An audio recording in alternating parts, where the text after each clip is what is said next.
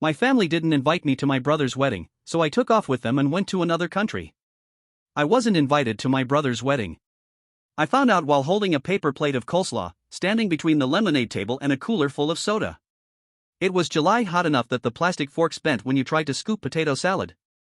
My aunt had just put on a Randy Travis playlist, and someone's toddler was crying near the inflatable pool. It was my cousin Lila who said it. She just walked over from the grill, flipping her hair out of her face with one hand, a hamburger in the other. So she said cheerfully, "Are you flying out for Gideon's big day or just driving in?" I blinked. "What big day?" She laughed, thinking I was being sarcastic. "The wedding, silly. He's finally marrying that girl with the curly hair, Jasmine, right?" I smiled like I knew exactly what she meant. "Oh, yeah. Right." Then I excused myself to go check on the deviled eggs, which was code for sitting in my car with the AC on high and trying to breathe through the strange, sudden silence in my chest. Gideon was my younger brother. I helped raise him after our dad died. I held his hand when he was scared during thunderstorms and lent him money more than once when he forgot rent was due. I was the one who mailed him a care package during his first semester away and the one who stayed on the phone with him the night he thought Jasmine was leaving him. And now he was marrying her, with floral arrangements and a venue and apparently a guest list that didn't include me. I sat in my car for 10 minutes, trying to decide if I was hurt, angry, or just tired. The answer was yes to all three. Inside the house, someone had cut into the strawberry sheet cake. From the window, I could see Lila chatting with my mother, who wore her usual soft blue summer dress and looked perfectly composed, as if everything in the world was just the way it ought to be. I looked at the plate in my hand. The coleslaw was sweating in the heat. They'd planned a wedding my brother didn't even mention, and somehow, I was the only one who looked surprised. I waited 2 days before I called my mother. It wasn't because I needed time to calm down. I wasn't angry, exactly. I wasn't even looking for an apology. I think I just needed to hear her say it out loud that they'd planned all of it without me. She picked up on the second ring. "Hi, honey," she said in that warm, efficient voice she used with store clerks and church volunteers. I could picture her in the kitchen, wiping down the counter with a dish towel, phone nestled between her cheek and shoulder. "Everything all right?" "I just have a quick question," I said, trying to keep my tone light. "Is Gideon getting married?" A pause. A breath. The sound of a refrigerator closing. "Well," she said, as if I'd asked whether the mail had arrived, "yes, next month, actually. We didn't know if you'd be free. I didn't know it was happening." She chuckled lightly. "Oh, Clara, don't be dramatic." That word again, dramatic. It was the same tone she used when I cried at Dad's funeral and she told me to pull myself together. The same one she used when I called her in tears after losing my job 5 years ago. "Don't catastrophize, sweetheart. You'll land on your feet." I let the silence settle between us. "You know," she continued, "Gideon really wanted something small. Just family. I am family." She sighed. "Yes, but you're always traveling, and these things get complicated. Jasmine's parents had a lot of input, and there were limited spots. You understand." I didn't, but I knew better than to say that. "You're not mad, are you?" she asked, suddenly softer. "I'm not sure what I am." Another silence. This one heavier. "Then we thought it would be easier this way. Less pressure on everyone. Easier." That was the word. It wasn't that they forgot me. It's that I was the easy one to erase. I told her I had to get back to work, though I wasn't working that day. She said, "All right, sweetheart." And just like that, we hung up. I stared at my phone for a long time. Then I opened my calendar, scrolled to next month, and looked at the weekend of the wedding. Nothing scheduled. No RSVP. No seat. I didn't slam doors or post anything online.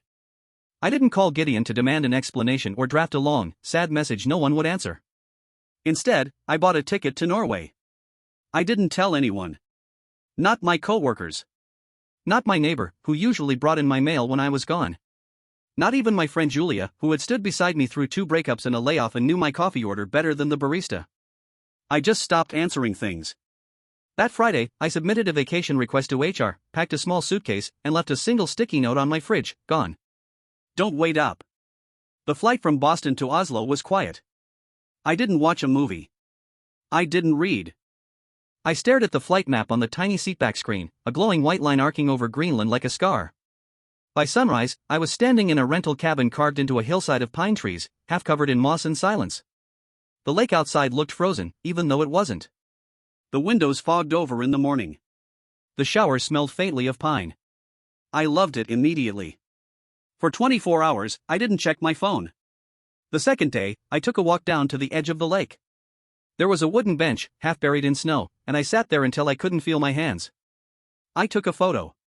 It wasn't perfect. I wasn't smiling, just a figure in a wool coat sitting by still water under a white sky. No caption, no tag, just the image. I posted it to my Instagram story. Within 10 minutes, the scene list lit up: Gideon, my cousin Lila, my mother. No one said a word. I didn't expect them to. That wasn't the point. The point was that they saw me. Not at the bridal shower. Not at the rehearsal dinner. Not at the wedding planning brunch I hadn't even heard about. But here, in a country of fjords and silence, I had become momentarily visible. I posted nothing the next day. Just lived. I drank bitter coffee from a ceramic mug and watched the fog roll in over the lake. I wrote in my journal, nothing poetic, just lists of things I didn't have to do here, no small talk, no pretending I was fine, no RSVP, no gift registry. Only me and the sound of ice shifting in the wind. I knew the wedding was that weekend, though no one had said the date out loud to me. I figured it out the same way you learn most things your family doesn't want you to know, from social media inside comments. My cousin Trish had posted a boomerang of champagne flutes clinking beside a caption that read, "Love is in the air." And someone else tagged a boutique hotel 2 hours outside Albany. That was enough. Saturday morning in Norway was silver and quiet. I sat by the window with a blanket over my legs and watched the light creep slowly across the lake. There were no church bells here, no wedding playlists, or bridesmaids laughing behind closed doors. Just snow. Steam. Stillness. I made oatmeal. I didn't check my phone. By late afternoon, the wedding had likely started. Maybe Gideon was walking down the aisle in something tailored and navy. Our mother crying on cue. I imagined soft lighting. Pastel flowers. Filtered joy. And somewhere in the photos, there would be a missing chair. Not obviously, they'd have filled the seat or rearranged the row, but I knew where I was supposed to be, and I wasn't there. That night, I posted a new image. It was just my hand holding a ceramic cup against the backdrop of the frozen lake. The sky was lavender. My nail polish chipped slightly on one finger. Nothing glamorous. Nothing posed. No caption. Again, the scene list rolled in within minutes: Gideon, our mother, 2 of her friends I hadn't spoken to in years. Still no one messaged. Still nothing was said. But this time, I could feel it. The quiet had shifted. It was no longer absence. It was presence withheld. I imagined them scrolling through their phones between dances or desserts, seeing my post in a moment of pause and wondering if it meant something. It did. It meant I knew. It meant I was watching, not out of jealousy or malice, but because I had once mattered here. And now I didn't. Not enough to be invited. But enough to haunt the edge of the frame. I didn't post again for 2 days. Let them notice the silence. Let them fill it with whatever story they needed to tell themselves. I had nothing to add. 3 days after the wedding, I woke to the sound of my phone buzzing on the nightstand. It was barely 6 o'clock in the morning, and outside, the sky over the lake was a pale gray, the kind of color that makes you forget the sun ever existed. The phone kept vibrating, message after message, missed calls piling one over the other. For a split second, I thought something terrible had happened. But the names on the screen told a different story: Nadine, Aunt Rosetta, my mother, then Meline's college roommate, her name was Charity, then finally Julia. Julia was the only one who ever gave it to me straight. Her message was direct: you need to see this. No greeting. No warning. Just a link. It was a TikTok. The thumbnail showed what looked like a reception hall. Something blurry was in the air. I hesitated. I wasn't sure I wanted to know. But I tapped it. The video started in chaos, someone's voice shouting over the crowd, people gasping and moving out of frame. A bouquet flew across the screen. A bridesmaid, not celebrating, but shouting in fury. Her voice cracked, not from joy but betrayal.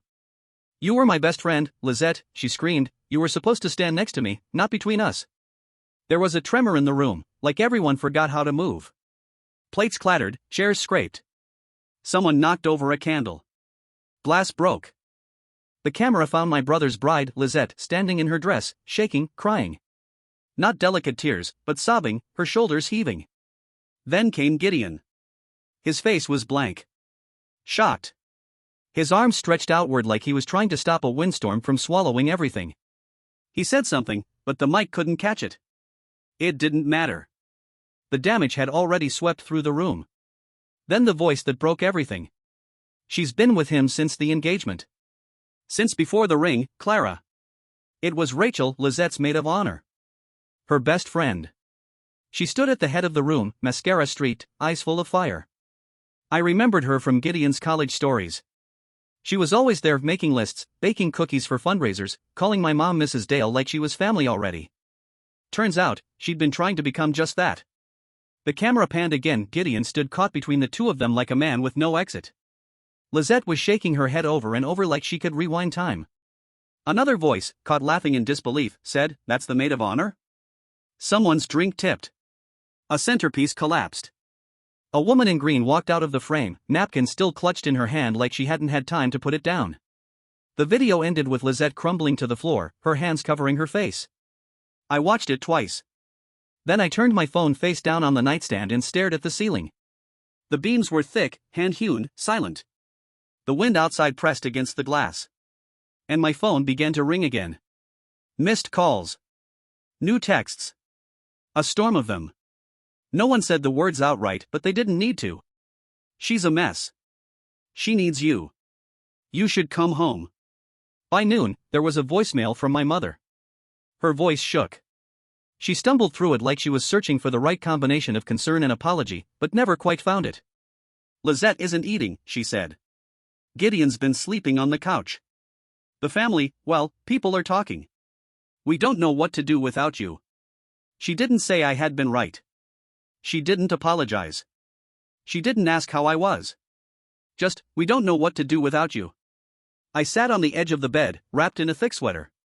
My hands were cold, but I didn't reach for gloves. The silence inside me was louder than the wind. Then a new message buzzed. "Charity, the college roommate. It's bad. I'm sorry.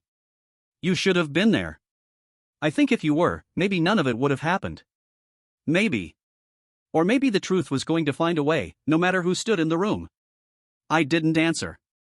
By mid-afternoon, the tone of the messages began to change. They weren't brisk or panicked anymore. They were pleading. 6 voicemails from my mother in under 3 hours. Each one thinner, smaller, more afraid. In the third, she was crying. Or trying to. "Clara, your brother is shattered. He won't leave the house. He keeps asking for you. We need you. You've always been the one who held everyone together." That line again. The one who holds. The strong one. The easy one to lean on. The easy one to forget. I didn't respond. Instead, I made tea and walked out onto the porch, letting the warmth of the mug fight against the wind. I took a photo of the horizon, a glacier in the distance, streaked with faint pink as the sun started its slow descent. Posted it without a word. 5 minutes later, another message.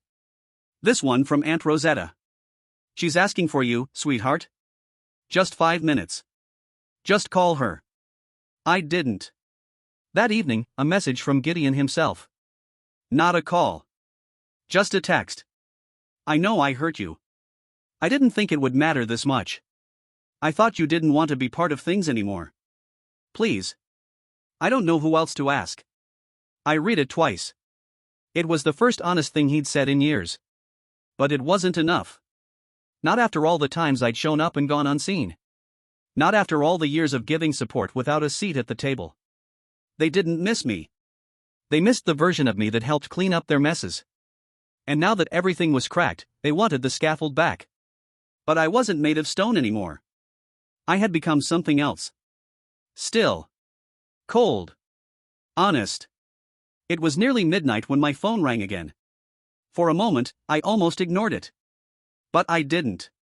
Not because I was ready. Not because I'd forgiven anyone. I just didn't want the silence to speak in my place. "Clara," my mother's voice came through, tight and soft, like she'd been holding her breath for hours. I didn't say anything. I could hear her listen to the quiet. She always filled it. She would again. "She's not doing well," she said finally. "Lizette, she's not coming downstairs. She won't talk to anyone but Gideon. And even that, she just cries. There was a sound in the background. Ceramic on ceramic. She was probably in the kitchen, standing by the window with the blue floral teacup she used when she wanted to seem gentle. I wish you were here, she added. I looked out my own window, at the lake turned to silver glass under the moonlight. The sky hung low. Quiet. Full. I said, voice even. 4 years. You just didn't see me. She didn't interrupt. For once, she didn't rush to explain. There was a pause, not defensive. Just real. I didn't know you felt that way, she whispered. You never asked. She exhaled. Not a sigh, exactly. Just the release of someone who realizes they've run out of comfortable stories. I'm sorry, she said. But it landed softly, not as confession. Almost as a question. I didn't respond. Because it wasn't about being right. It was about being known. And I had been unknown for a long time. Somewhere in that stillness, she must have understood. Because she didn't try to fix it. She didn't reach for sentiment or memory. She didn't rewrite. Just her breath. And the quiet that followed. Are you coming home? She asked after a while. I looked around the room. The thick blanket on the chair. My suitcase by the door. The warmth of the tea on the small table. The way the wind rustled the trees outside. No, I said gently. I think I'm finally home. We didn't say goodbye. We just let the call end. I sat there for a long time afterward. Not crying. Not thinking. Just existing. And for the first time in what felt like years, that was enough. The next morning, I woke early. The cabin was still, the kind of stillness that doesn't wait for you to prove your worth. I wrapped myself in a shawl and stepped onto the back deck. The lake stretched wide and unbothered, smooth as glass. The air was brisk, clean.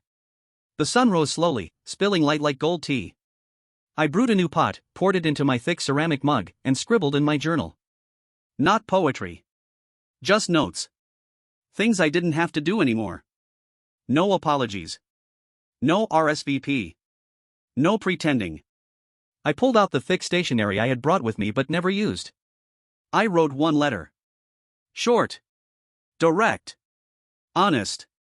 I hope you find peace. I hope you learn to ask, not assume.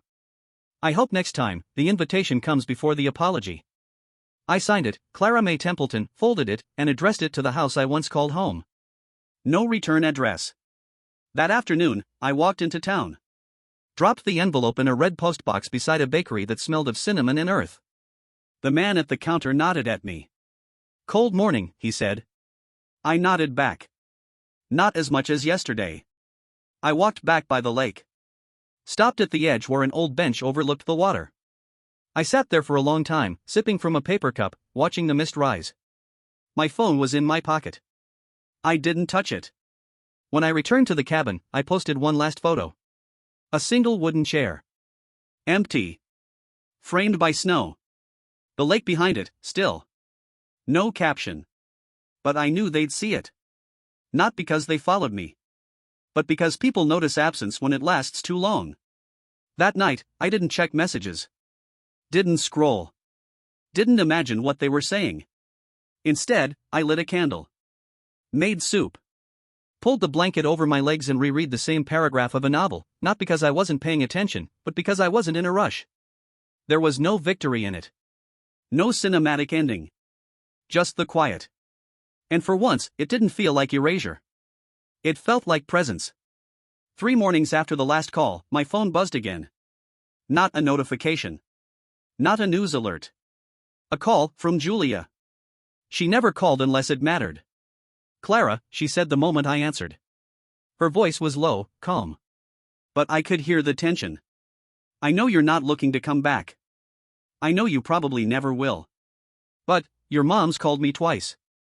Your brother too. They're unraveling. I closed my eyes. Not in fatigue. In knowing. They want the version of me they had before, I said softly. The one who carried the bags and held their coats. The one who made sure the family stayed upright. Julia was quiet. Then, they don't understand who you are when you're not serving them. That was it, really. They didn't know how to relate to me unless I was useful. And when I wasn't, I became invisible. Replaceable. Did you see the post? She asked. What post? There's a photo going around. From the wedding. It's not from the TikTok. It's different. I opened my laptop. Typed my brother's name into the search bar. Found it on a local wedding blog. There it was. A beautiful photo, sunset through a garden arch, guests seated in rows of white folding chairs. A ribbon of light across the aisle. And an empty chair in the second row. Not marked. Not reserved. Just empty. People in the comments didn't notice it. But I did. Because I had always been the second row kind of person, close enough to help, not far enough to matter. It wasn't reserved for me, I said. No, Julia replied. But it was still yours. I stared at the image. At the small vacancy in the frame. No one had filled it. No jacket laid across the back. No child scooted in. It waited, unintentionally, for someone who never came. I closed the tab. Sat back. My chest didn't ache. My throat didn't tighten. But something else, quieter, deeper, moved. They never meant to make space for me. And yet somehow, a space was left. Later that day, I got a message from Aunt Rosetta. It was short. Your mom's in bed. Won't come out. Not eating. I don't know what else to say, but I think this broke her. Please call. I didn't reply. Instead, I lit another candle. Wrote another journal entry. Sat on the floor with my back against the window. Not because I was pretending to be unbothered. But because the part of me they needed didn't live here anymore. I went outside and walked until the path disappeared. Wandered through patches of snow and moss. Watched the clouds swell over the lake. When I returned, there was a text from Gideon. Clara, I don't know how to explain what happened. I never wanted to hurt you. I really didn't think it would become this.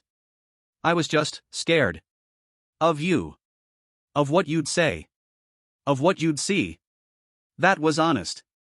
Maybe the first honest thing he'd sent. I was scared you'd see how much I wasn't ready, he added. And you'd be right. I didn't write back. That evening, I took another walk. This time to the edge of the lake, where the bench stood in snow, facing the wide water.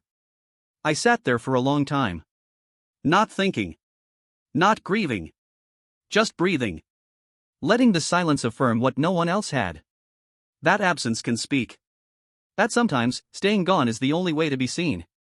The final message came on a Thursday. I had just returned from town with a small loaf of rye bread and a candle in a ceramic holder shaped like a curled leaf. My boots were lined with slush. The lake was still. Even the sky felt like it was listening. The text was from Gideon. She's asking for you again. Every morning. She wakes up and asks if you've written.